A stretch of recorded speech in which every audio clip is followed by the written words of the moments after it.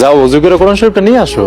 আজকে পড়তে ইচ্ছা করতেছে না হুজুর, আপনি চলে যান আর নাস্তা করে যান। আইসে তাহলে কাল সকালে আসো, পড়া মিস দিলে পড়া ভুলে যাবা। তুমি আর কোহিনুরে পড়াইতে আইসো না বাবা।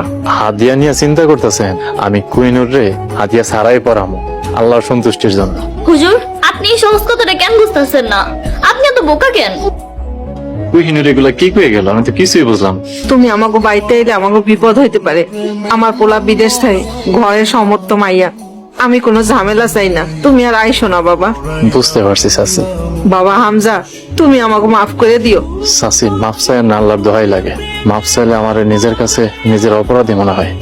আসি চাচি, আসসালামু আলাইকুম। তুমি একটু বসো, গরম গরম খিচুড়ি আর ডিম ভাজা খায়া যাও।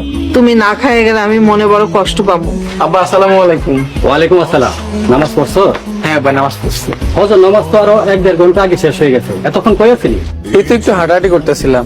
তাছাড়া দেশে তো বেশি দিন নাই, আপনি রাজি হয়েছেন, টাকা দিচ্ছেন, তাই একটু ঘোরাঘুরি করতেছি। একটা কথা মনে রাখিস, লাখ টাকা ভাঙ্গিয়া তুই বিদেশ যাইতেছস।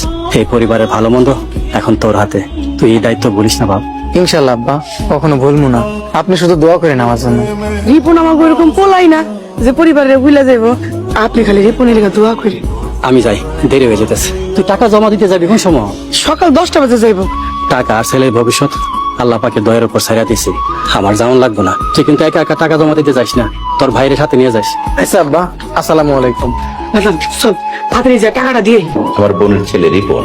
মেহমান নিয়ে এবেন, আপনি আমার আগে দেবেন না? আমি ভালো নাস্তা পানির ব্যবস্থা করতাম। তার আর দরকার নেই, যে কাজে আসছি তোমার কাছে, কাজ শেষ চলে যাব। কি খাসবুল করতে পারি আপনার জন্য ভাই বলেন?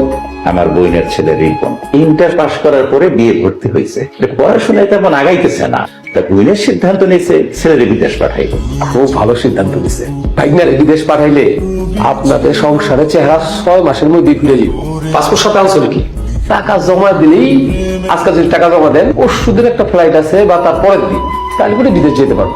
এরপরে যদি দেরি করে 3 মাস পর আরেকটা ফ্লাইট আছে, তাহলে কোন ফ্লাইটে পাঠাইবেন সেটা আপনারা সিদ্ধান্ত নেবেন। হাতে টাকা আছে, আপনি পরশুদিনের ফ্লাইটের ব্যবস্থা করেন। তাহলে টাকাটা দেন।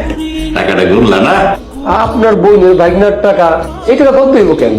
বক্কর, রিপন কিন্তু আমার ভাগনা, এই কথাটা মনে রাখো। আপনি কোনো চিন্তা করেন না, আপনার ভাইগনা মানে আমার ভাইগনা। তুমি এই লোকের সাথে কিভাবে সংসার করো? মারে যাইস না, চল মা ঘরে চল।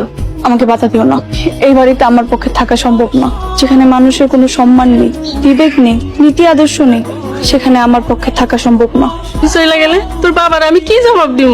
বলবার আইসা অনেক কষ্ট নিয়ে চলে গেছে, যে কষ্ট নিয়ে বেঁচে থাকা কঠিন। তোমরা যদি আমাকে আটকে রাখার চেষ্টা করো, তাহলে আমি হয়তো পাগলই হয়ে যাব।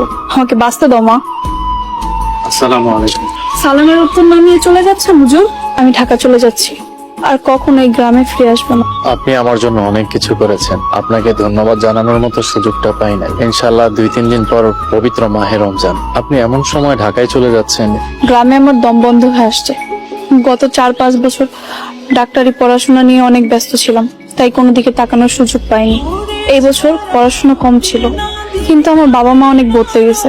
আমি তাদের সাথে খাপ খাওয়াতে পারছি না, তাই নিজেকে সরিয়ে নিচ্ছি। আপনি থাকবেন না চলে যাবেন, এটা আপনার একান্তই ব্যক্তিগত ব্যাপার, কিন্তু আমি অনুরোধ করব আপনার বাবা মায়ের সাথে রাগ করে যাবেন না। যদি আপনি আপনার বাবা মায়ের সাথে খাপ খাওয়াতে না পারেন, তাহলে তাদেরকে বদলানোর চেষ্টা করেন, ভালো উপদেশ দেন। বাবা মাকে ত্যাগ করা ইসলামের সমর্থন করে না। তাহলে এখন আমি কি করব? বাবা মা যদি ভুল করে, তাহলে তাদেরকে কোরআন হাদিসের আলো দিয়ে বোঝানোর চেষ্টা করুন। তাদেরকে ছেড়ে যায় না। সামনে রহমত বরকতের মাস, হয়তো এই রহমতের মাসে আল্লাহ তাদেরকে ওই সুযোগ দিবেন যে কিনা তারা ভালোর পথে হাঁটবে।